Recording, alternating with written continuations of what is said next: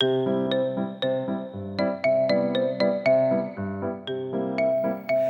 家问千万字，逐工要甲大家做伙来捌一字。今仔日要甲大家小解这一字，大家应该是真熟悉，也毋过一个无细字对母唔对去。这里读做孙，诗温孙第一条。有人姓孙，孙的意思就是囝儿逝世生的囡仔。咱讲孙，过去古早有人分做内孙甲外孙，就是分后生生的囝甲查某囝生的囡仔。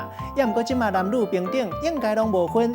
啊，若是加一个啊，读做孙仔，就变做侄仔，也就是兄弟的囝。古早有的台语字典会分孙仔甲孙无共款，嘛有收侄仔这个词。带大家做伙来小解两个词。